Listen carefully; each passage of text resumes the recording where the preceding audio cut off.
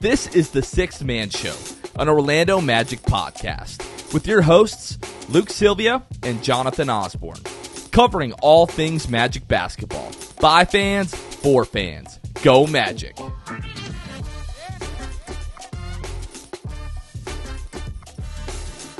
What's going on, Orlando Magic fans? You guys are back with the Sixth Man Show. Today is January 25th, 2024. My name is Jonathan Osborne, as always, joined by my co-host, Luke Sylvia. Luke, what is going on, my friend? This happened one other time this year, Jonathan, and this is where I got to start off. I'm not happy about it. The Magic play Sunday, Monday, and then you don't play again till Friday. I think this has happened once or twice, one or two other times this season. I don't know. I don't know how it happens because I don't think we played the Cavs on that back-to-back Monday, and I don't think the Cavs play again until like Thursday or Friday. Like they got a break too. I don't know what the reasoning is, but I just, I spend you're in season mode. And you're like, your brain is conditioned that every other night, pretty much at least, you're going to be sitting down to watch a Magic game. And then I got to wait Tuesday, Wednesday, Thursday, and then finally Friday night, this team plays again. I don't remember if that's common, but it's crazy. I think the stretch you're referring to is when we played Saturday, December 2nd, and then we went Sunday, Monday, Tuesday without a game. And then played Wednesday, December 6th. So that was when all of the in-season tournament games were getting figured out. Like if you weren't moving on to the knockout stages, they had to schedule those two games in between.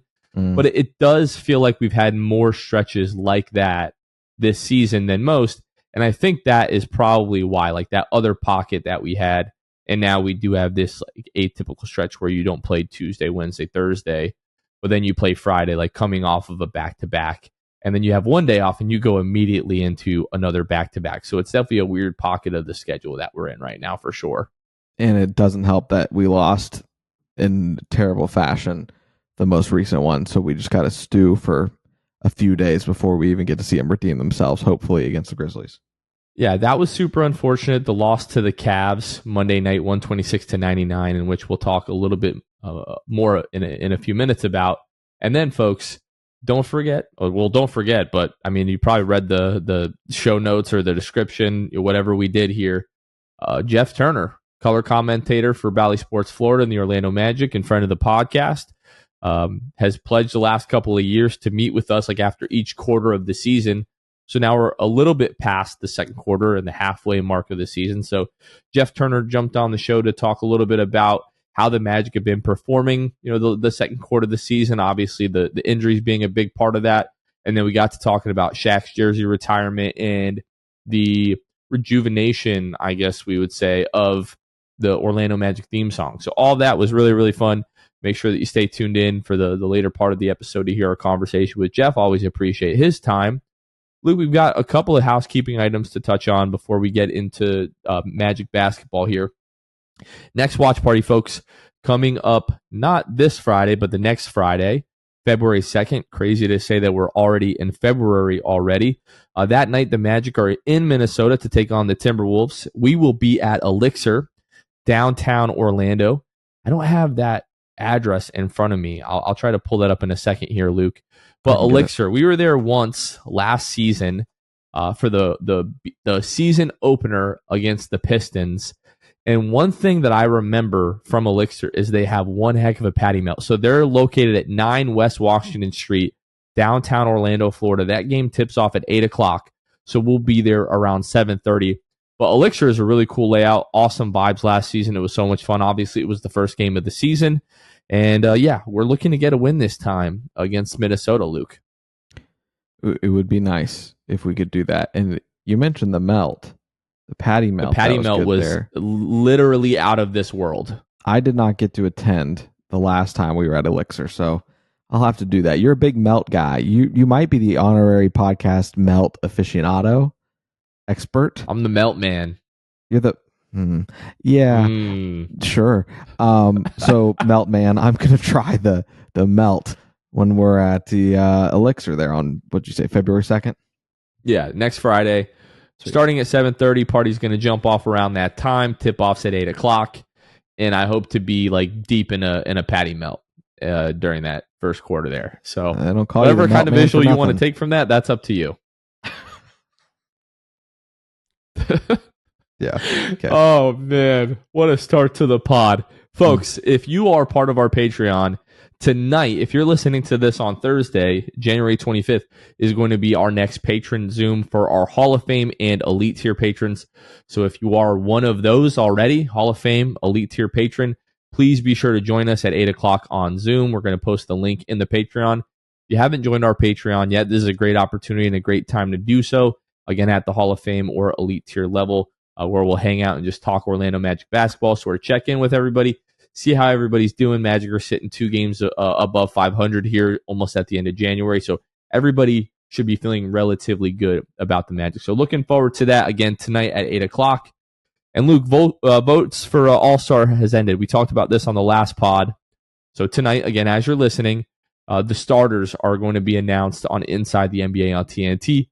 Next Thursday is what we're really going to be paying more attention to. At least I think it would be crazy if Paolo was voted as an all-star starter in his second year. But next Thursday, the reserves are going to be announced. So we're going to be tuning into that to see if Paolo makes the all-star game. We're going to try to time it so that we're on playback when that announcement happens, or if Shams leaks it, whatever. It would just be really cool, I think, to be able to react to that in real time, either to be super pissed and burn down the entire world because Paolo got snubbed, or to celebrate that our guy made his first All-Star game. Now to the state of the Magic, Luke. This week, the Magic are 0-1 so far, with a loss to the Cavs on Monday at home. They currently sit 8th in the Eastern Conference with a record of 23-21 on the year. They are 11 games back of first place Boston, 7.5 games back of Milwaukee, 7 games back of Philly, 4.5 games back of Cleveland, 4 games back of New York, a game and a half back of Miami, 1 game back of Indy, 2.5 games up on Chicago, 4.5 games up on Atlanta, 5.5 games up on Brooklyn, and 7 games up on Toronto. Luke, it's starting to feel like, I think you were texting about this earlier or later last week, that the seedings are sort of being settled a bit. We're not seeing teams just like jump all over the place like they were a couple of weeks ago, where we were 4th, and then we were 7th, and then we were 4th, and then we were 8th, and then we were 5th, and then we were 6th. We've sort of settled into these spots here, 42 games in. Some of the teams at the top of the Eastern Conference are creating space. But in regards to Cleveland, New York, we're 4.5 games back of Cleveland, 4 games back of Chicago, a game and a half back of Miami, a game back of Indy.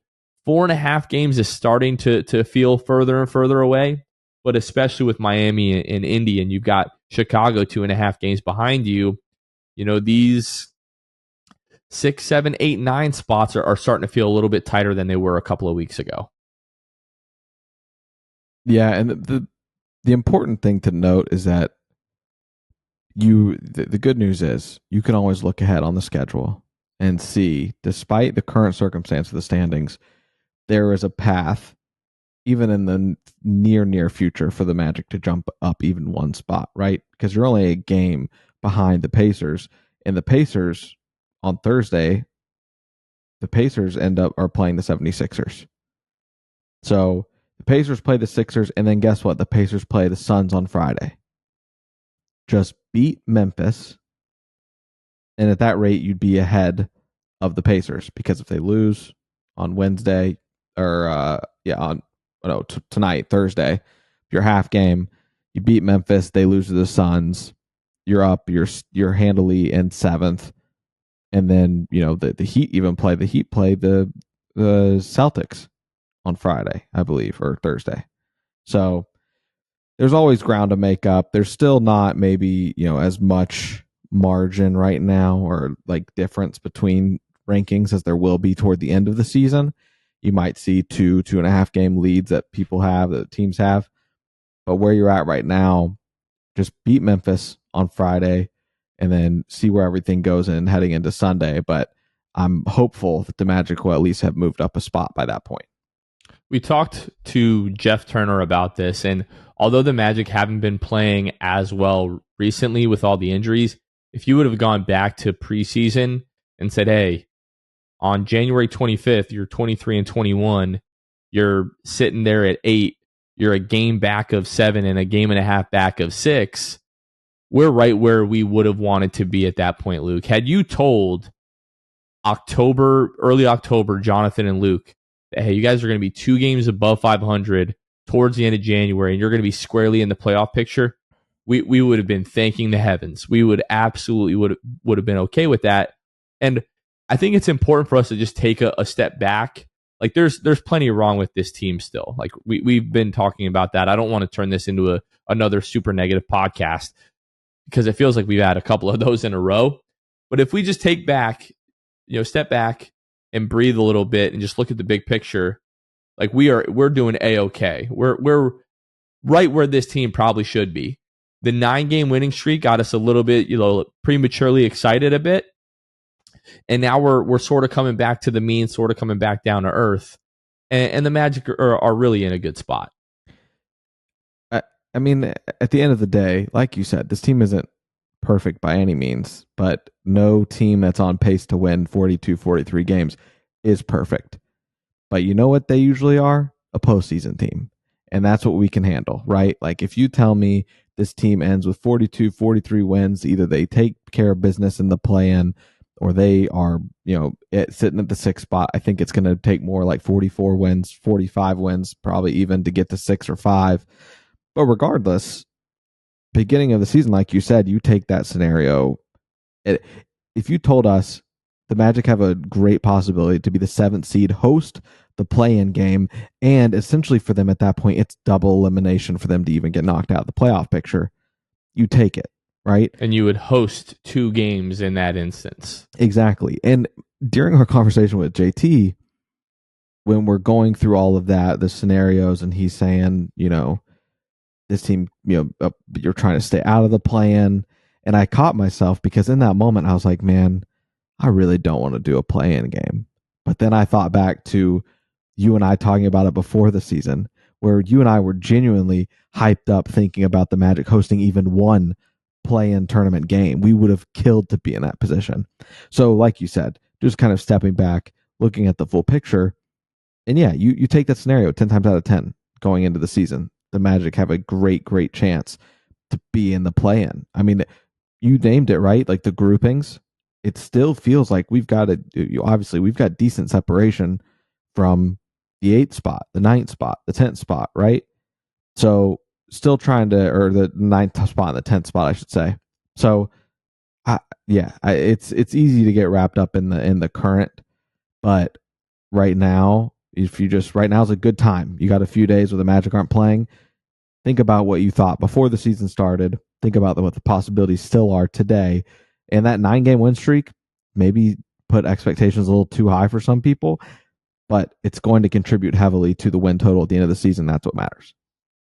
I think the question that I have now is we've been talking in the last couple of pods about the Magic making a move and should they make a move, and what if they should, what should that move be? I'm sort of at the point where I don't know, the negativity starting to creep back up in me as I try to announce these positive thoughts. Like if the Magic just stay pat and they move forward with the team that they have, if this team is relatively healthy, that should be good enough to still get you as high as 5 or 6. But it's like, do you trust this team to be relatively healthy? And that's where the pessimism is creeping back. Like it wants to come out right now. I'm going to say this as positively as I can. I'm going to look into the camera and smile. I don't trust this team to stay fully healthy, but right now everything's okay. Everything is okay right now. Like we're in a good spot. But let's just see. We got 2 weeks from today until the trade deadline, and all we can do is sit back and watch. We tweeted this out earlier this week because Indiana went out and got Pascal Siakam. New York went out and got OG Anunoby. Miami went out and got Terry Rozier. and they're swapping his minutes for Kyle Lowry, who's absolutely garbage. So, it's addition by subtraction, plus you're getting a really, really good player in Terry Rozier, who's been great this year. Miami's gotten better. Indiana's gotten better. New York's gotten better. Those are the three teams immediately above us in the standings. And what the Magic do the next couple of weeks is going to tell us how much they value playoff basketball this season. Not postseason basketball, playoff basketball. Not the play-in, but the actual game actual series where you get at least 4 games. How much does this team value that for this group this year? In this group, I'm talking about guys like Paolo and Franz and Jalen Suggs, not necessarily Joe Ingles, Gary Harris, Markelle Fultz, guys that may not be around in the not too distant future here. But for those guys, how important is it that we see those guys in the playoffs this year? Front office is going to tell us everything that they think about that over the course of the next 2 weeks here. I think that's also the frame of mind that's tough, because you talk about the strides this team has made and the 9-game win streak setting you up for maybe bigger expectations than necessary, or you should have. But when it comes to the moves, it's like you stay relatively healthy, you can probably snag the 8th spot at the worst, it feels like. And it's so hard, because you want to say, yeah, go get a guy at the deadline, make this team improve, take care of the shooting issue maybe a little bit, or the turnover problem a little bit.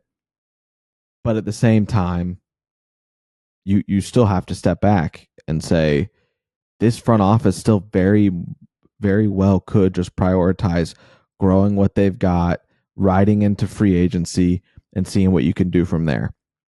Now, there's arguments to be made. Who can the Magic this offseason really pick up in free agency that'll be a great pickup for this team? I'm hoping that they can pick up some people by overpaying, because Orlando hasn't been a free agency destination in a long time. So there's a lot to think about. But I'm hopeful that you do just a minor thing to either address, like I said, the shooting problem or the turnover problem at this deadline. Just show me something. Show me something that says we aren't just set on developing because our guys are young, our stars are young. I just want them to experience even more winning and setting them up. And the sooner that they can grow in an optimal environment, being Paolo and Franz, the more reps they're getting in that environment, the better they're getting quicker. So I think it is important that you make a move. I don't know that I'm of the mindset maybe the front office is still of right now, which is like, no, we're not. We're going to sit on our hands and continue with the master plan this offseason and beyond. Well, the other sort of side to the coin is, if you do just sit on your hands and say, hey, we're good with the team that we have, we're just going to hope that we stay relatively healthy. You said that, hey, if this team does stay relatively healthy, that 8 feels like the floor. If you go through this deadline with the team that you have now, to me, that's this front office saying we'll be good at 9 or 10. Yep. Like as long as we make the play-in, which like 10 probably feels like the absolute floor for this team when you look at the standings. Like Toronto is sitting there; they're 7 games back of us right now. They're 2.5 games out of the play-in. Atlanta's sitting there at 10. Brooklyn is sitting a game back of the play-in. So that sort of feels like the floor. Like the play-in at this point feels like the floor for this team. And without making a move, to me, the front office is saying, if we end up 9 or 10, so be it. We're good with that. We're not going to force any moves here. And everybody's going to have different opinions on if that is the right approach or not. I just wanted to take, again, we're trying to stay positive here, but I just want to take like 2 minutes and list maybe 30 to 40 free agents that are coming up in this coming season. And this is all in order of how much money they're making this year. So there's a few guys, like the top like 10 or 12, I would say the Magic probably are not going to be pursuing here. LeBron, Paul George, Klay Thompson, Tobias Harris, James Harden, Pascal Siakam, Drew Holiday, Gordon Hayward, Kyle Lowry. I would literally rather die and eat a pile of crap than sign Kyle Lowry. DeMar DeRozan, now we're getting into the more potential, like realistic.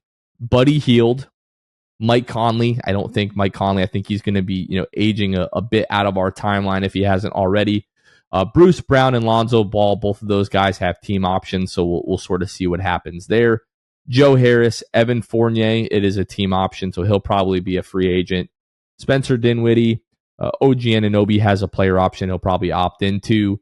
D'Angelo Russell, Gary Trent Jr., Markelle Fultz, Marcus Morris Sr., Kentavious Caldwell-Pope has a player option. Jonas Valanciunas, Malik Beasley, Tyus Jones, Luke Kennard has a team option.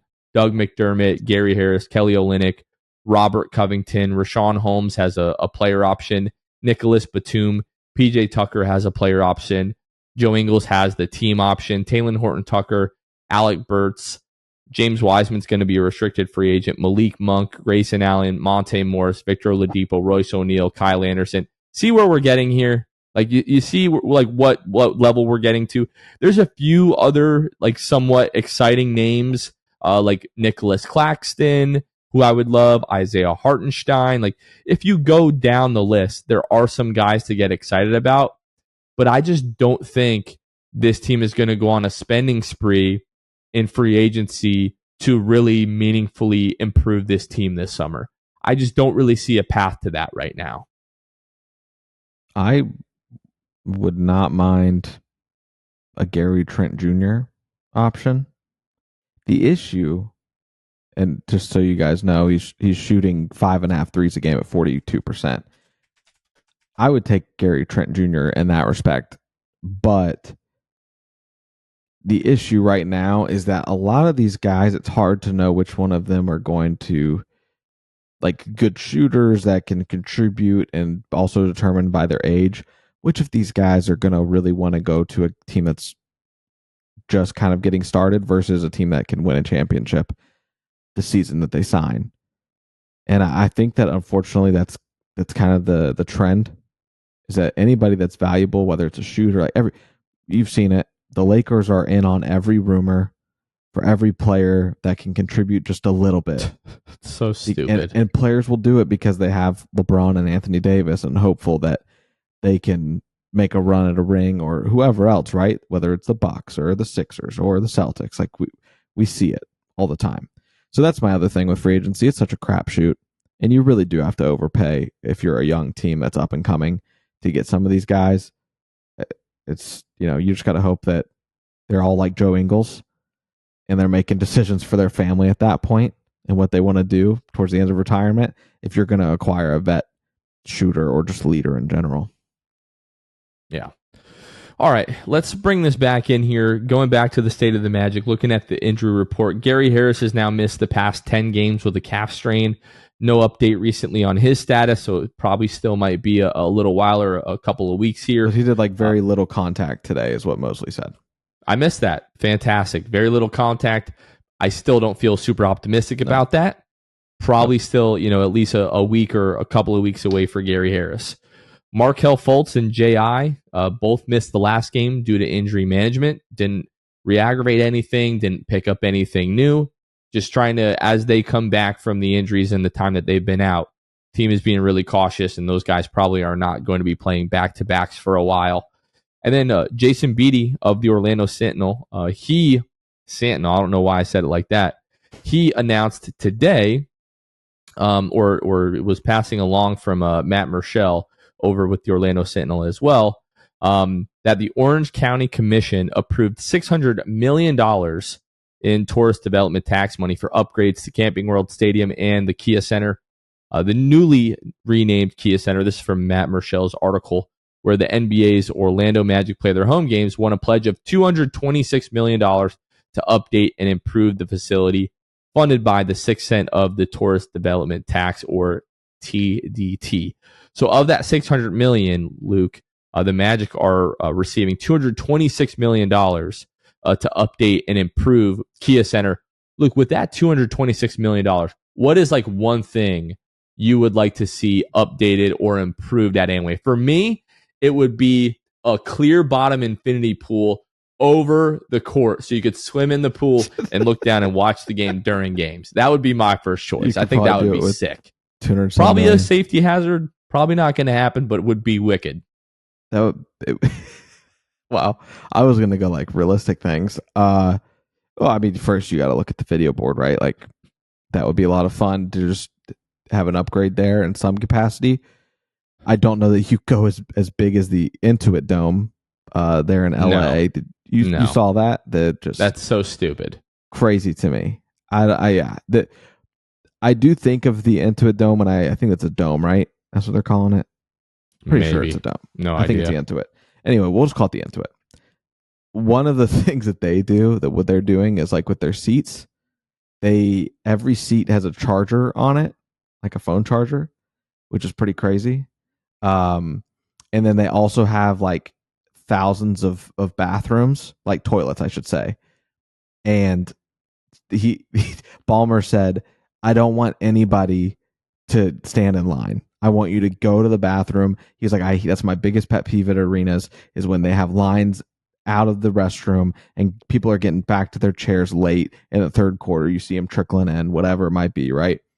He said that we've invested in making sure we have enough units or toilets or urinals or whatever that it just won't be an issue. Lines won't be a problem. That would be interesting. I don't know what that takes. I don't think we have the room at Kia for that. Yeah, you might have, but we'll see. I'm interested to see what they do. But I would guess for sure a video board, some type of upgrade. And it's interesting because we've gotten to this point when it was Amway, RIP, the Amway Center, when it opened, it was like one of the most advanced arenas in the league. And still is not a bad arena by any means. So to hear that they're doing these upgrades is kind of wild to me, honestly. But yeah, I don't know what else. I'm sure there's a ton you can do. I'm sure that they are salivating over that much money to be able to find out what they're going to do. But I assume maybe 2 or 3 big upgrades, and then your money's probably gone. But who knows?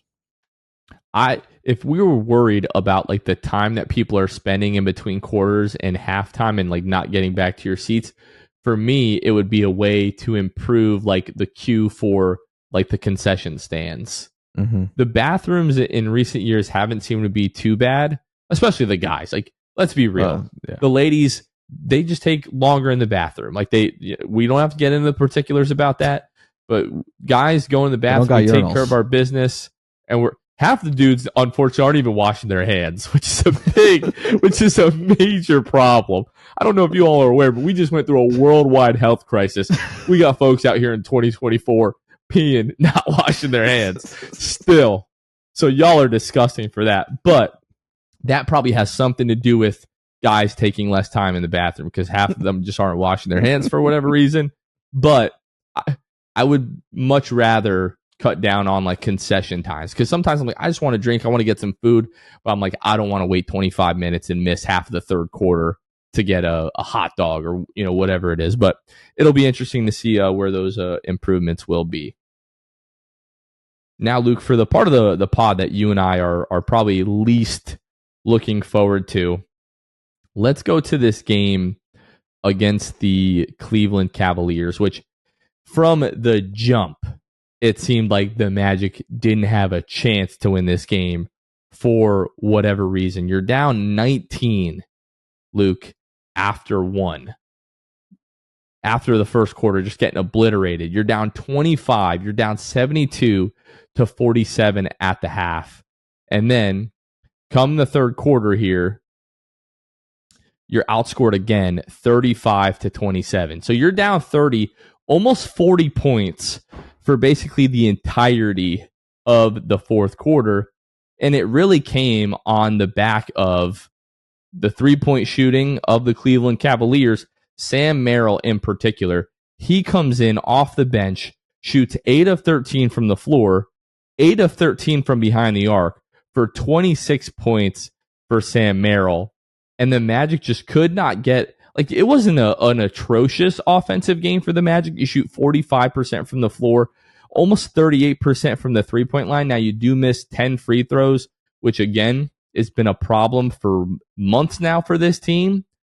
But allowing Cleveland to shoot 56% from the floor, and 20 for 38, good for 52% from behind the arc. Genuinely one of the worst defensive performances of the season. But the Cavs, who I believe shoot about 34-35% on the season, shot 18% better this game while almost shooting 43s against the Magic, Luke. You just unfortunately didn't have a chance in this one. I think this is the second game because I believe we had one recently. My memory is awful, and I watch these games, I promise, guys, but I don't remember a lot about the specifics of who we played. Anyway, there was a game recently that we played where it just looked like we didn't care what the other team did. It was just kind of like we're just clocking in, clocking out. It was the only time, and I think you had said it on the episode, you're like, it's the only time this year that I felt this way, where it just didn't really feel like the effort was there. That was the case with this Cleveland Cavaliers game. It's like they just got so defeated by guys like Sam Merrill coming in and knocking down threes that you just decided you weren't going to rotate and you weren't going to help. You weren't going to close out. And those type of things that happen where it just continues to pile up and you make the decision to not rotate, not do what you're supposed to do defensively, leaving guys like Sam Merrill in the corner wide open, right? And just to reiterate, 8 threes made for him, 8 of 13. Ridiculous. Dean Wade, 3 of 3. Strus, 2 of 4. But Sam Merrill was the reason that they were shooting so well from 3 in general. And it just comes a point where it's like, well, if you're so defeated, you're not going to get out on these shooters, then you're not going to set yourself up for a comeback because clearly you just don't really care. You're apathetic. I get it. It's an 82-game season. You're like, oh, there's no way this dude's killing us tonight. We're just going to kind of stop. Because like you said, the shooting percentages weren't bad. Like you shot 46% from the field, 38% from 3 when normally you're like a 34% three-point shooting team. You shot about your average threes a game. You shot 29. You got killed in the paint. Not really killed, but you performed poorly in the paint. They outscored by 6. The Magic in this one get down by as much as 36. And about a minute into the fourth quarter, I did something I don't believe I've done this year. I looked at the TV. I said, the Cavs made another 3. They just weren't missing. There was no sign of a comeback. And I was like, I'm checking out. I'm turning the TV off for my sanity. These guys don't care. I shouldn't either. Nothing's going to happen these last 10 minutes anyway. I'm going to go watch Netflix with Lauren. It was a great decision, by the way. And I am telling Magic fans listening to this, it is okay. If you were at home watching TV, and Jonathan won't probably agree. Maybe you will, maybe you won't. Nope, I don't agree, but to each their own. Your team is down by 36. I don't care if you go and eat yourself a good dessert, turn off the TV, leave it on as background noise, go in another room, fold some laundry, take a load off. Folding laundry. Wait, let's not get crazy here. Let's not get crazy. That game would had you just being okay. Folding with doing laundry would have been a better use of your time for sure. Yeah. So I'm telling you guys, Jonathan and I doesn't share the same belief, and that's fine. My belief is that you are more than able to do that. You can do that. I promise. Take a load off. Enjoy the rest of your night. Don't let this team get you down any more than they already did. And then we regroup on Friday. It's a beautiful thing. There's a big part of me that is just a masochist. And I've seen just so many awful performances over the years that it's not that it doesn't faze me, but it's like, oh, I need to bring the calluses back out tonight. Like, you think this is bad? You have no idea what I've seen in my day. And I just sit there and I suffer through it. And then I watch all the post-game stuff like an idiot to see, like, oh, let's see if they're going to, say anything profound tonight. And unfortunately, not really. It's another, hey, we got to give them credit for knocking down shots, which, hey, give them credit for knocking down shots. But like whoever's assignment was Sam Merrill didn't have a chance because all of our guys are getting beat at the point of attack by Donovan Mitchell. and then the big is coming over to help, and then whoever's supposed to be on Sam Merrill is dropping down to try to help the big, and then Sam Merrill's just wide open again and again and again. So that's been a big issue recently, is just like point of attack defense. Obviously, there was no Markelle Fultz in this game, but you got Jalen Suggs, you got Anthony Black, and those guys weren't up to par in this one. Like I said, especially the perimeter, the point of attack, that's where it all starts. If you can't stop other teams' guards from getting penetration, you're leaving your bigs and you're leaving your help men in really bad situations, and you're daring guys like Sam Merrill to hit threes. And I think I saw a stat earlier this week that like the Cavs like don't have like a single guy on their roster shooting 40% from three this year. And they're one of the worst teams in the league in 3-point percentage this year.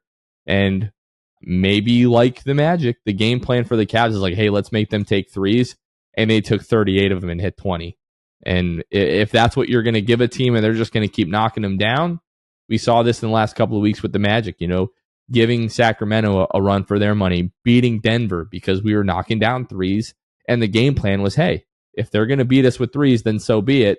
And that's what we did with Cleveland. And it feels like the last 4 or 5 times we've played Cleveland, it's been, okay, let's make them knock down threes. And they just continue to find guys to knock down threes. So didn't love the effort defensively from the Magic. But it seems like part of that was the game plan. Like, hey, if we're getting beat off the dribble, we're going to give up the corner three. And it was open all night. Shockingly, Sam Merrill is the best 3-point shooter on the Cleveland Cavaliers. He actually does shoot over 40. He shoots 43 on 6 attempts a game. Well, I'm sure 8 for 13 certainly helped that. Helped his percentage. And Dean Wade shoots a flat 40, which in that game also helped because in that game he shot 3 of 3. So that helped a little bit there. And Isaiah Mobley, he shoots 50%, but he takes less than 1 a game. He's only played 3 games, so that doesn't really matter. It was just one of those nights. One of those nights where the Magic took the night off after seeing that it just wasn't going to go their way, and is what it is. I said after the game that I sort of feel like we should be past this point where it still feels like any team in the league is going to have a couple of these games a year, maybe even a handful of these games a year. For the Magic, it just feels like recently we've been having one of these games like every couple of weeks. Like it sort of felt that way even against Philadelphia, right? Joel Embiid, Tyrese Maxey, those guys were going crazy. It just like you never felt like you were going to win that game. Going back to the Minnesota game where you lose 113-92, you just get absolutely crushed, right? Didn't feel like you had a chance in that one. We go back to both of the Boston games, right, where from the jump it just feels hopeless. A couple of weeks before that, the loss in Brooklyn, 129-101, where you just get crushed. That is sandwiched by the 9-game win streak, and at the beginning of that, the game before that win streak started, you had the Brooklyn game where you lose 124-104. So, like, we've already had a handful of these games this year where another team gets hot from behind the arc, and you just feel like you don't have a chance. And to your point, Luke, watching the fourth quarter just feels like a formality. Like you're just, okay, we have 12 minutes until this game is over. Probably going to be about 20 to 22 minutes. And I'm like, hey, at what point can we implement a freaking running clock here? Like, why is the clock stopping when the ball goes out of bounds? I don't care if that's a middle school rule, a high school rule. You're down 30 plus in the fourth quarter. It's GG. You have at that point forfeited your right to mount any type of comeback. If you've been getting your butt kicked that badly for 36 minutes, guess what? You got another game coming in a couple of nights. People at home want to get to bed. People in the building want to leave. Plenty of people left with like 5-6 minutes to go in this game. And yeah, just not a fun game to watch. And a lot of people, the Markelle Fultz truthers were coming out of the woodwork. Oh, Markelle Fultz really would have made a difference in this game. Potentially, but I don't think so. Not that much of not this much of a difference. You're just getting blasted left and right. Markelle Fultz isn't going to get these guys jazzed up to go close out on Sam Merrill for the 10th time in the game. That's just not happening. And, part of it was this was, the second night of a back-to-back when you had the big win over Miami. So maybe you were, going to have a letdown, I guess. So that's the other part to it. You can't totally just throw that out of the window because it definitely is a factor. Magic the last couple of seasons haven't performed particularly well on the second night of back-to-backs.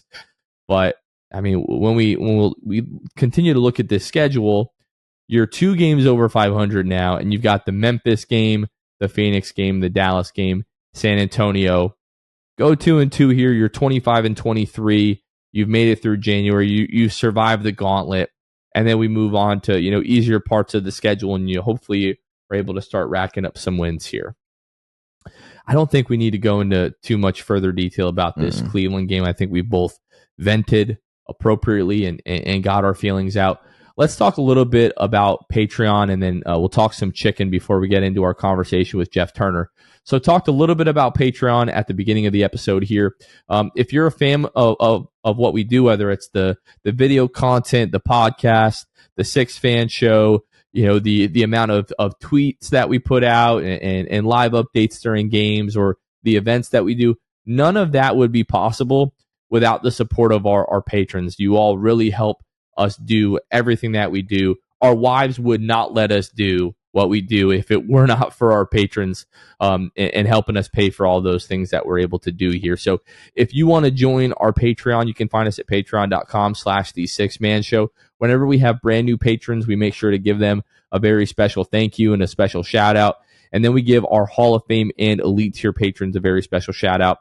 And don't forget, Hall of Fame and Elite Tier patrons tonight, if you're listening to this on Thursday, January 25th, tonight at 8 o'clock for our Hall of Fame and Elite Tier patrons is going to be that monthly Zoom where we'll sit down, hang out, and talk about the Orlando Magic season to this point, and we give them a special shout-out on each and every episode. So we'll go ahead and start with Court Cousins, Drew Gooden, Armin, Carson Tulo, Jonathan Borges, normal Magic player history, Gabe Gaines-Wiffle, Michael Martin, Jamel Miller, Michael Salapong, Donkey Punch Dave, Paolo and Francis Warmth, Pierre A. Dylan Holden, Mr. Mikey, Eduardo Sanchez, Danimo, Dodo 15, Bobby Skinner, Goody 93, Teddy Sylvia, Eric Lopez, Fuchsia, Bill Fulton, Edmund Lagone, Jose Esquilin, Caleb Pete, Cannibalism, Ty, Mr. TV, ESPN Really Sucks, Gear 95, Shred, Junior Bruce, Half Rican, Shahin 177, Bobby the Don, Himlo, Ben Himro, RM Prov 221, Magic Kid 714, Mysterious Mosley, Soft Taco, Victor Cologne, Irish Magic Mike, Austin Lampy, Random Hustle, Only France, Maria, Keith Walsh, Fritz Currency, Kev, Bruv Sal, Kason Green, Santi Leon, Kane Eckler, The Distract, Ahmad Timsa, Chantu, Tom Gadsden, Dead Air, Richard Tuttle, Jeremiah Cantero, Barstool Magic, and Debo 1980. A big thank you to all of our patrons. You can find us at patreon.com/the6man show. Luke, talk about some chicken. Jam Hot Chicken. Some of you guys, most of you guys have heard us talk about this, but if you haven't, Jam Hot Chicken is a Nashville and LA inspired hot chicken shack, locally owned and operated in Winter Park, Florida, more specifically 400 West New England Avenue, Suite 13 in Hannibal Square. You can find them on Jam Hot Chicken on all their social media. They've got one of the best marketing and just like looks of most social media pages that I've ever seen when it comes to a restaurant, trying to advertise themselves and do their thing.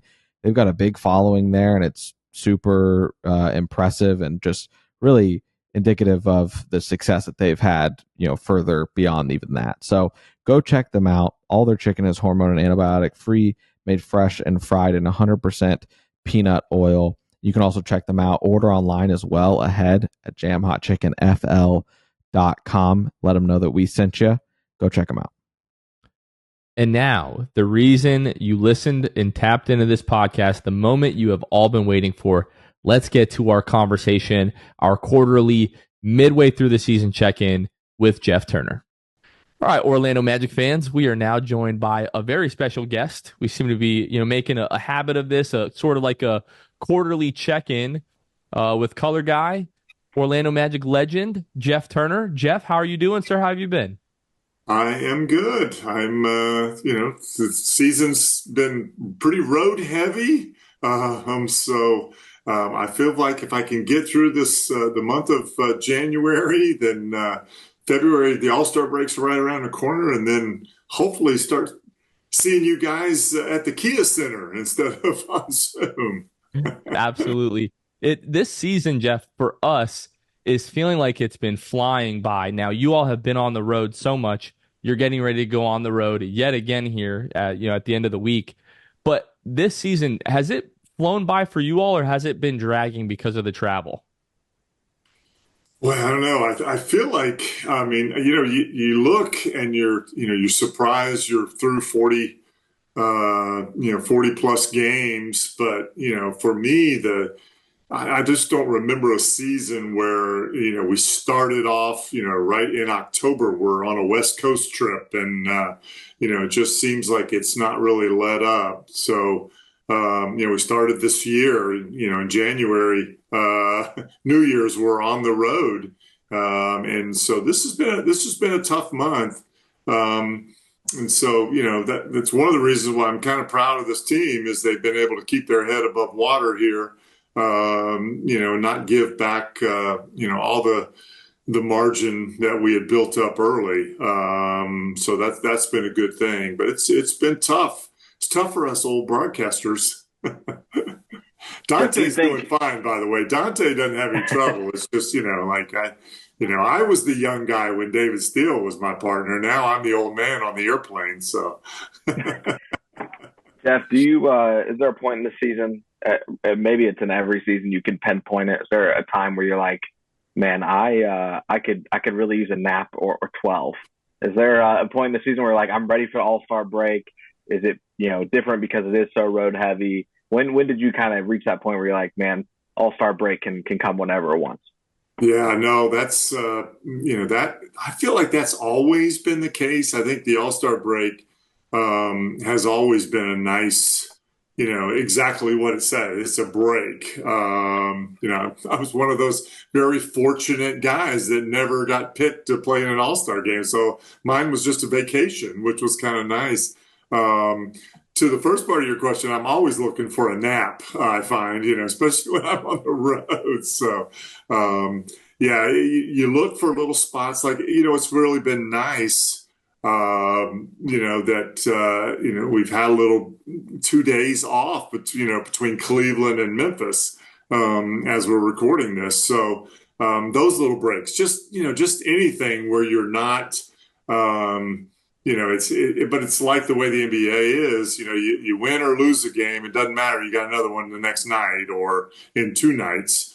It's just kind of nice to just take a break and step back and, do something else besides sit down and, dig into the numbers about your next opponent.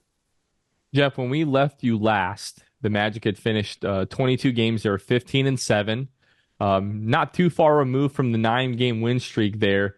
Since then, the Magic have had a slew of injuries and different illnesses, and have gone 8-14 to that point. Now, when the schedule came out in August, myself, Luke, Kevin, we all looked at this January, well, really like the second week of December through the month of December, through the entire month of January. We're just now almost to that point. The Magic sit 23-21, a couple of games above 500.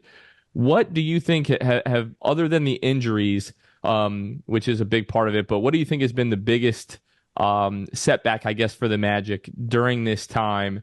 And what are we looking to see out of them as they turn the corner and we turn the page to February in a couple weeks here? Yeah, obviously the injuries are a big part. I mean, I think we talked about this last time. What the biggest factor, I think, in the early success, and you see it with a lot of teams, has been the health, right? Like, I'll give you a great example. You look at that Oklahoma City team, right? Like we played them a few weeks ago. They just don't miss games. Their core guys have not missed more than 2-3 games. And that's a big part of it. Now, they're very talented, but they're all on the floor, which really helps. So I think that's been the big part of it. Certainly, I think the challenge of our schedule, someone told me, I don't really kind of follow this stuff, but I guess after the All-Star break, we have what is considered one of the easiest remaining schedule. I guess that's depending on what the records of the teams we're going to play. Maybe it's from February on. I'm not sure. But it does say the type of teams we've been playing. We've been playing a lot of, plus 500 playoff type teams. I think that's a big deal. And the other part of it is when you start, 15-8, whatever it was, 16-7, I think we were at one point and everything, and you're sitting atop the conference, you're not sneaking up on anybody anymore, right? Like teams are not looking at you as like, oh, it's the Orlando Magic. We can rest a couple of guys or, do things like that. So you're getting everybody's best, not their best shot, maybe like, we're not the Boston Celtics, but, you're not getting teams looking at you like, oh, this is a cakewalk. I think coaches are prepared for what Jamal Mosley and his staff are going to bring, got the guys bringing every night, which is great hustle and intensity and strong defense. So, I think that's all been a big part of it. The injuries to me, though, probably the biggest thing, because really the injuries changed the way we played, just because of the talent, that we were putting on the floor was a little different, right? It's, we became more of a 3-point shooting team because, that's what Caleb Houston, that's what Chumo KK, and those guys, that's what they bring. So if they're going to be on the floor, that's how they're going to play. So it was good in certain games and not so good in others. When you talk about the strength of schedule, the remaining one, Jeff, the site that really lays it out and where people are getting a lot of that data from is tankathon.com. Yeah. And they say that, yes, that the Magic, the opponents for the rest of the season have essentially like a 44.5% win percentage if you do it that way, right? So the remaining games, and this is also for the listeners, the remaining games the Magic have is you've got 3 against the Pistons, 1 against the Wizards, 2 against the Spurs, 3 against the Hornets, 1 against the Blazers. So those are kind of the big picture there of what you've got left. I'm curious, as a player, are like Jonathan, myself, and Kevin, like you said, we sat down in August, we mapped it out. We said we figured out a couple things, right? What are the stretches that we need to look forward to, the ones that we need to get through? Also, what road game are we going to go to as a group? So it's the important things. But as a player, do players, or did you sit down and look at the schedule before the season started and kind of pinpoint things, or was it kind of just, oh, I guess this is who we've got this month, or however it might be? When I was a player, did I look at it? Yeah, I think you always do. You want to look at the stretches, kind of as the season goes on. The first thing, like you always do. I played my entire career on the East Coast, so you want to know when are you going west, right? They actually break those up a little bit more than they used to. It used to be, you'd hit half the teams on one trip, and another half or another third, and then you would do the Texas swing. You would hit all the 3 Texas teams in one. And so, if you did that, you can imagine you're going to be away from home quite a bit. So you're always kind of looking at that. You're always counting up the back-to-backs. How many back-to-backs are there, right? And, there used to be a lot of those. So, that's a big. Now, as a broadcaster, I do the same thing. I want to know, the same thing is like, what's my travel schedule going to look like? How do I plan around whether it be birthdays or Christmas or whatever that is. But I'm more tuned in, I think now, guys, for, like you are, looking at the team itself, what are the tough stretches, things like that. I think as a player, you're not thinking of it as much as we've got, the 5, top 8 teams on this trip or whatever. You're more looking as a game-to-game type situation. So I think I probably look at it now more like you guys were. Jeff, going back, you were talking about the recent stretch where the Magic just lost so many bodies and really had to change the way that they played and essentially became a 3-point shooting team. I want to go back to that Sacramento game, that road trip, because that's really where it happened. Chuma Okeke has that crazy run to start the fourth quarter in that game. The Magic are sort of getting themselves back into that game. You and Dante are laughing almost in disbelief because you couldn't really. Yeah. I think at least the sentiment was, we all shared it. We could not believe this team kept knocking down shots, kept answering every run that Sacramento had. And Chuma Okeke was just having the quarter of his career. And then late in that fourth quarter, the clock is winding down and Paolo Banchero hits the three there. And you let out one of the loudest capayas, I think, of your career. So can you just go back and talk about Paolo Banchero's sort of stretch that started with that Sacramento game, and just how much fun that game was in Sacramento? It was a blast, going into that game. We've got a healthy Franz Wagner, going into the game, and we're playing a certain way, right? Like it's in Golden State and Phoenix on that trip. We had played the way Magic basketball plays out is we attack the paint. We got Franz and Paolo getting into the paint. As you guys well know, during that, up until that point, we were last in the league in three-point field goal percentage. I think going into that game, last in three-point field goal percentage, last in, takes. I mean, we just weren't taking a lot. I think there was a stretch there where if we took more than 35, I think we were 0-9 or something like that. And it would last in makes, right? And what, to me, the funny part is, the other team knows that, right? Like they know. And so they game plan for it. And so, and what's really funny is even the broadcasters on the other side, they've done enough homework.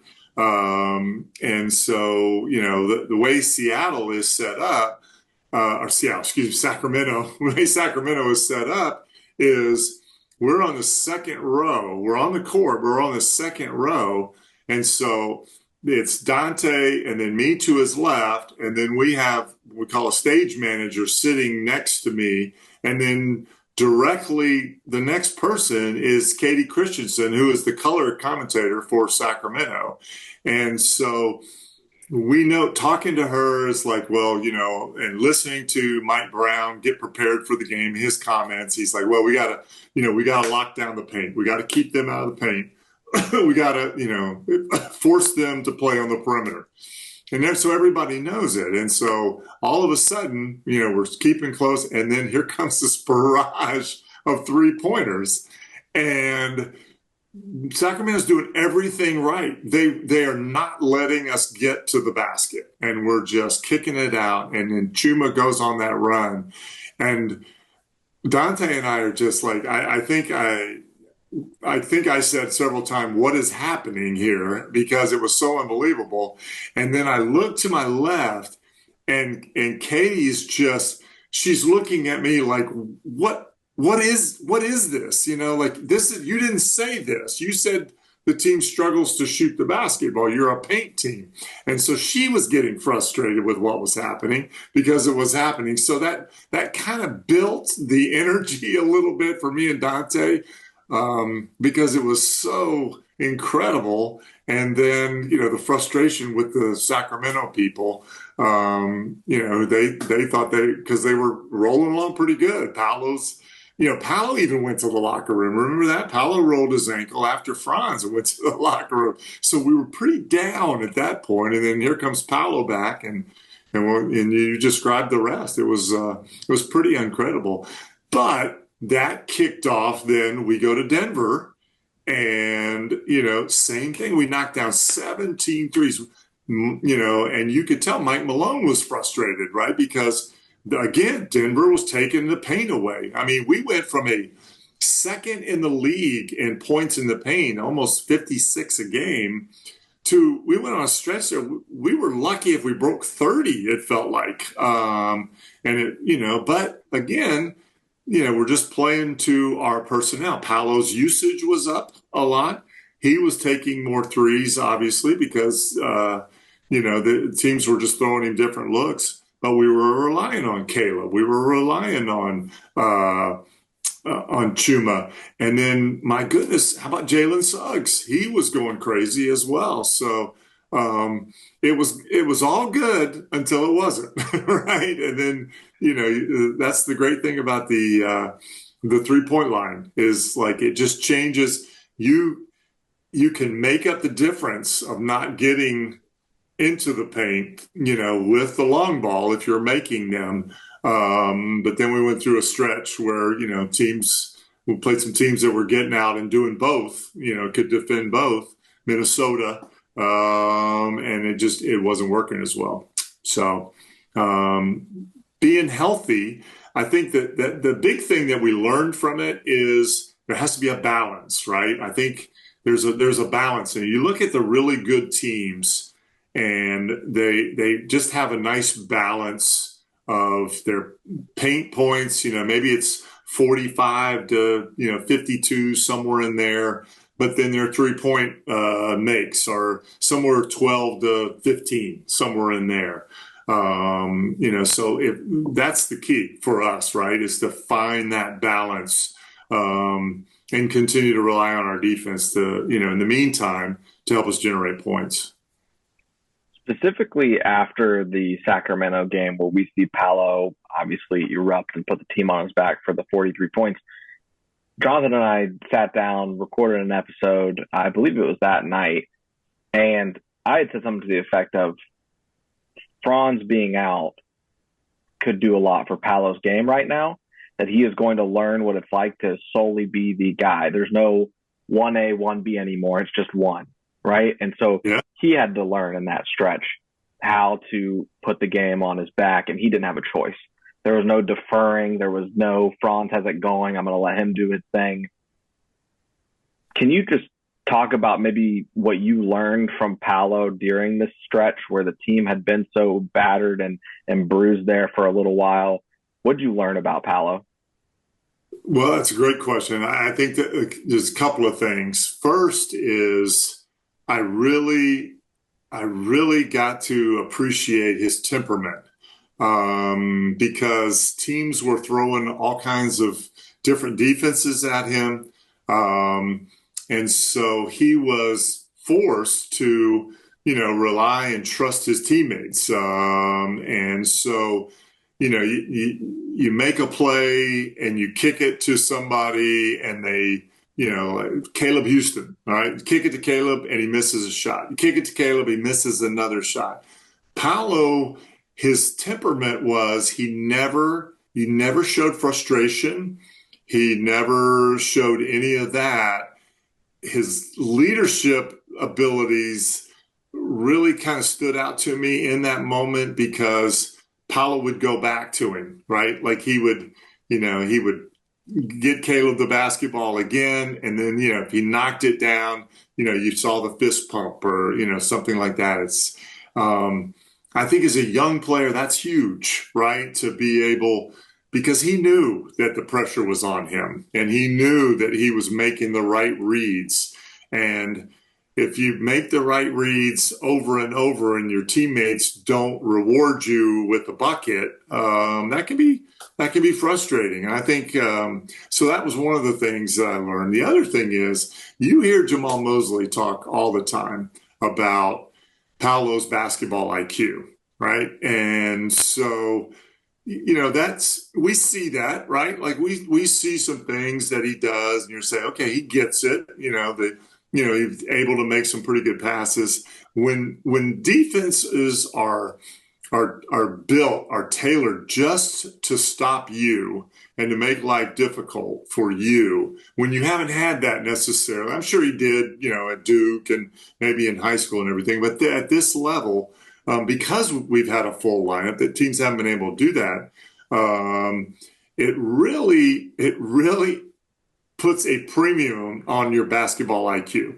So I think that's the other thing, the temperament, and then watching him go through the process of seeing where the defenses were, where the double team was coming from, or, where they were loading up on one side of the floor on him, which was happening a lot, trying to make him make a difficult pass. the adjustments he made and how quickly he picked that up, I think that's, my biggest takeaway from watching him during that stretch were those two things, I think. Scoring, we know Paolo can score, right? But being able to pick up all those other things, that's pretty impressive. Jeff, the last time that we talked, we mentioned how during that win streak and all the success towards the beginning of the season, how expectations and sort of the standard might have shifted during that time. Now, since then, the Magic have dealt with a ton of injuries, and right now they're almost as healthy as they've been at any point during the season. Do you think sort of the tough stretch that we've had recently have maybe shifted expectations back to where they should be at the beginning of the season? Sort of where are your expectations now, and how do you see the Magic getting there? Well, I think the easy thing is to say, hey, look, we had some tough times and we're right back.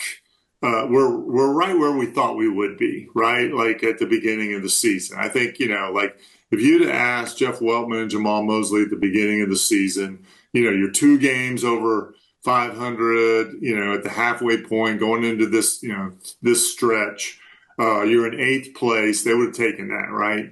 But to me, I feel like, and again, this is just me. I don't, I think the last time that we talked, I think I said this is like, I think the goal now, the expectation is to try to be in those top 6, right? If you've got this big home stretch coming up in March, right? And then you've got some winnable games, obviously home and on the road. Taking yourself into April when there are some tough ones. We got some tough trips and everything like that. I think that's where you want to be competing to try to stay out of the play-in, right? Like you don't want your season to come down to something like that. If you're 7 or 8, you don't want to be in the play-in, right? If you're 9 and 10, the play-in is great, right? It's 7 and 8. You battled all season to get to this spot, and then it's it could be 1-2 games and you're out instead of a 7-game series. I think that's why the goal still should be to get that 6th spot, just 6 or above, right?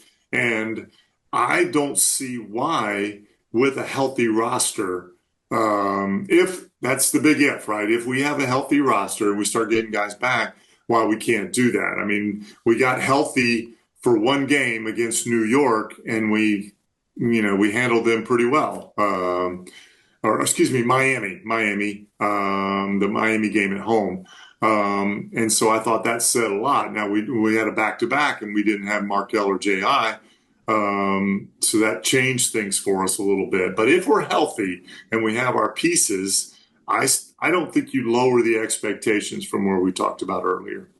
That's me. I don't know. I'm not speaking for Jeff or Jamal, but for me, I think you've proven that you can win at a high level in this league. That's what you shoot for. Yeah, we'll add that disclaimer. The thoughts that he's sharing are strictly his own. They do not reflect the Orlando Magic organization, so on and so forth. Jeff, unfortunately, I wish that was true. If anybody takes offense, I'll hear about it. So. All-Star voting has officially ended this past week. Can you just talk a little bit about Paolo Banchero, the way that he's played this season, and whether or not you believe Paolo Banchero should be playing in Indiana in a few weeks here? I definitely do. I mean, I think you look what he's done, especially in the month of January without, Paolo or without Franz playing alongside him with all the injuries, what he was able to do to keep this team, it's connected in the playoffs and, some of the games that he, put up, the numbers that he put up. I certainly, think, you look at a guy, each month has improved his scoring output. We're in the mix, right? We're in the 8th spot. We deserve, I would think as a team, you certainly would want to reward the Orlando Magic with a player, right? As one of the coach's choice. Now, I'm probably much like you guys and like the fans, you start looking at who the fans voted in, and then you start looking at the other people around the conference who are equally deserving, probably. And you wonder where this is all going to play out. But I think Paolo has done enough to deserve an all-star selection. A couple of questions here, Jeff, before we wrap up our time with you here. Shaq officially going to be the first jersey retired in the history of the Orlando Magic. Could you just speak a little bit about the time that you got to spend with Shaq and his time here, and just share your feelings on his retirement jersey retirement announcement? Yeah, I'm really, I've been pretty outspoken about this, but I think it's he had to be the first, right? Like I just. I was talking with some people the other day, and everybody is, a lot of times people will like, yeah, but like he left us, like he was only here for 4 years and he left us, and my point to them is name a star who has left a franchise, and everybody's thought, oh well, good for him. It just doesn't happen. When you lose a great player, there's bitterness, right? And things are said. But my point to my friends was focus on the 4 years.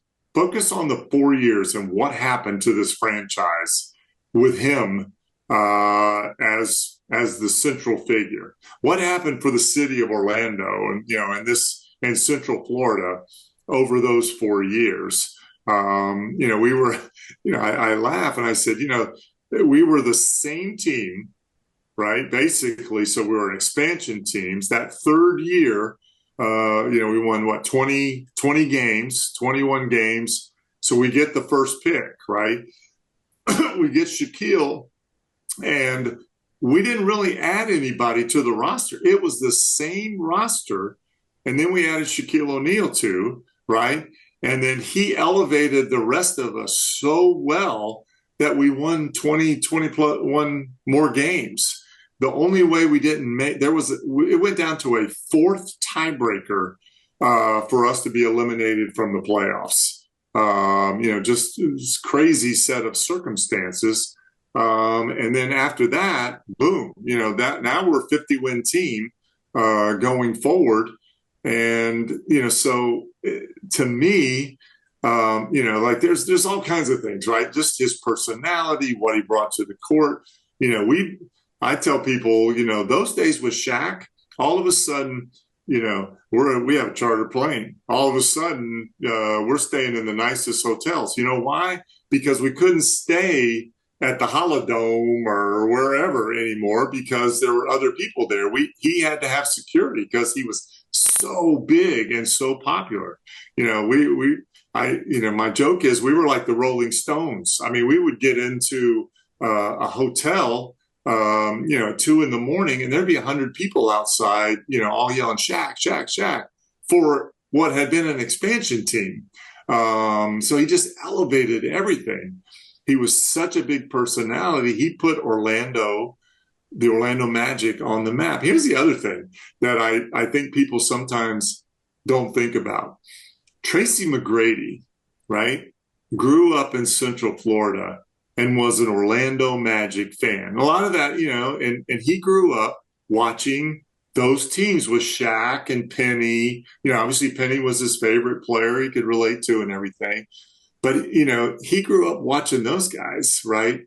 And so who knows if we're still just, an expansion team a la, Charlotte or Minnesota for years, right? Does Tracy McGrady even want to come to Orlando? Does he want to be part of that when free agency starts, right? Can we get a Grant Hill? Can we get free agents like that if we hadn't had the success that Shaquille gave us during those teams of the early 90s? So, maybe I'm biased because he's my teammate and I love him to death, but I saw it firsthand. Who knows, if any of us would still, be around, maybe, we don't get Shaq. They make changes. Jeff Turner's playing somewhere else. Nick Anderson's playing somewhere else. Dennis Scott, without Shaq, are those guys still, considered Magic royalty. Who knows? It's just he brought so much attention and made all of us so much better. I just think, it's an easy choice, and it had to be the first guy up there for me. Last question here, Jeff, and we'll leave you with this. There seems to be a calculated but welcomed push by the PR team recently surrounding the Orlando Magic theme song. Play the song. You were here. Play the song, baby. You were here when the song was introduced. What has it been like for you to sort of see that song, like its revival, fans embracing it, and now this like organizational push to make Play the Song a thing? It is so funny because, like, David Steele has for years said, why don't we bring back the theme song, the Orlando Magic theme song? We love that song, right? So, it's so funny because, there's always a run out song, right? Like, so in those early years, every time we ran out on the court, we ran out to the Orlando Magic theme song, right? And it's funny because that's kind of embarrassing, but we really didn't know all the words, right? Like, we didn't know all of the words. And certain things sounded, like how songs are, certain things sounded differently. So the joke was, so there's a part of the song where it goes, there's a heartbeat pounding in the street. But it's a heartbeat pounding in the street, kind of one of those deals. I don't sing very well, but there you go. For forever, it sounded we used to laugh because we weren't sure, but it sure sounded like there's a hockey puck in the tree. So instead of heartbeat pounding in the street. So we would just sing it as there's a hockey puck in the tree, it's just, there's just so many, it's sort of like Capaya. It just ties you to another time and place in the organization when that song was Pat Williams had that commission. That song was everything. And it's just so great now that it's coming back, and, we're pushing it more to play that song when we win. So I'm glad people like it. It is a good thing, though, to go ahead and get the sheet music and figure out the words before you start making things up like I did.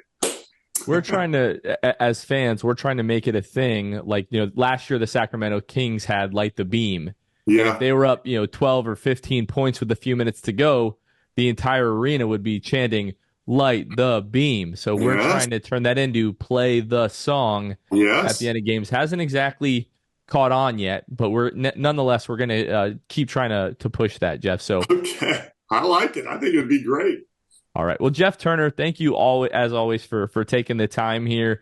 We've got what are we, 23 and 21, so 44 games. So we've got another 38 games to go here, and then hopefully we'll have some playoff basketball to talk about here come April and come May. So try to get some rest. Got another road trip coming up, and then you'll have a nice All-Star break. So, Jeff Turner, thanks so much for taking the time. Always good to talk to you. All right, guys. Good to talk with y'all. Thanks, Jeff. There's a hockey puck in the tree.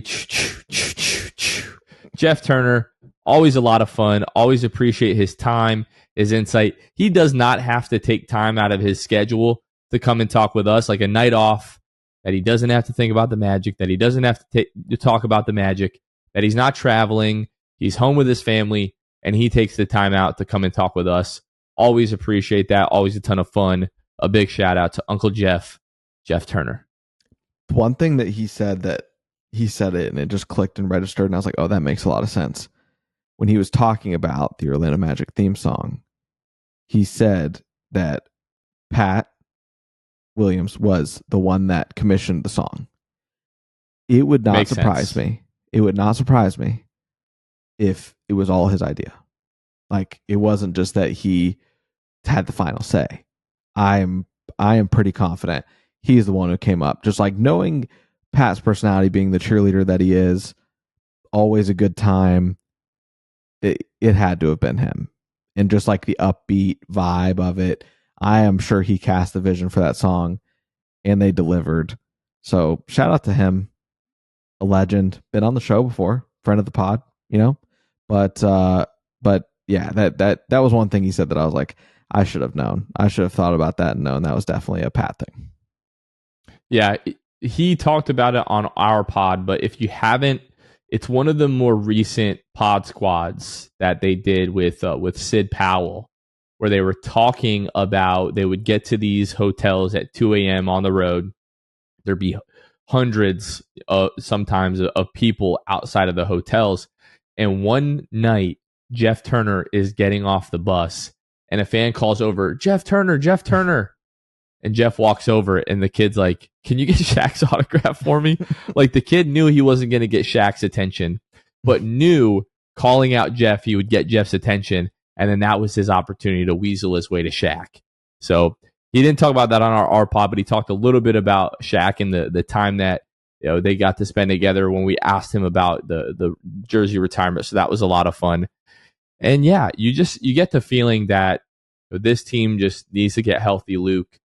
And we talked to Jeff before we started recording, and he was the one that sort of snapped my perspective back that, hey, you would have asked us, would we take this exact same scenario 4 months ago? Everybody overwhelmingly would have said yes, absolutely. Give us 23 and 21, 44 games into the season. We're all over that. So appreciate Jeff taking the time. Luca, we got a few more games here this week. Play Memphis tomorrow. Then on Sunday, we're home for Phoenix. Would be awesome to get 2 wins to end the week here. It would. I'm checking real quick to see if that Heat game has finished up yet. They were playing tonight. Yes, they lost to the Grizzlies. So the Miami Heat, as you guys already know, or maybe you don't, you're listening to this first thing Thursday, Miami Heat and the Pacers are both 1 game up on the Orlando Magic. Again, like I said at the beginning of the show, Pacers and the Heat have some challenging games up ahead. The Pacers got the Sixers, and the Heat have the Celtics on TNT tonight, Thursday, as y'all are listening to this. So Magic could be a half game back going into that game against the Grizzlies on Friday. That'd be a big win to get, because you do have the tiebreaker against the Pacers, and you'd be sitting at 7th. And then just go into Sunday's game, try to get a win there in Phoenix, the 6 p.m. Eastern tip-off. So there is a chance that with a win over Memphis, that the Magic go from 8 to 6, if I'm reading these standings correctly. And if you're able to get the win Sunday over Phoenix, that'll definitely do it. If a win over Memphis on Friday doesn't. So win a couple of games here, and you have a reasonable expectation that you should be sitting at 6 as we turn into the next week. I think that because the Heat they have the tiebreaker, correct? Yeah, because they beat us twice, right? With a loss for them and a win for us, it would make us equal in the standings. So they have that tiebreaker, but then they do play on Saturday against the Knicks at 3 p.m. at Madison Square Garden. So hopefully that's the game they drop, and then the Magic can move up even further there to the 6th spot. That would be incredible. All right, let's wrap this one up. Again, a big thank you to Jeff Turner. For Luke Sylvia, this has been Jonathan Osborne. You all have been listening to The Sixth Man Show, and we will catch you guys next time. See ya. Thanks for listening to The Sixth Man Show. Be sure to subscribe on iTunes and Spotify to get new episodes downloaded directly to your phone. If you enjoyed the show, please take a minute to give us a 5-star rating and a review. It helps out the show a lot. Follow us on Twitter, Instagram, and Facebook at Sixth Man Show. We'll catch you guys next time. Go Magic!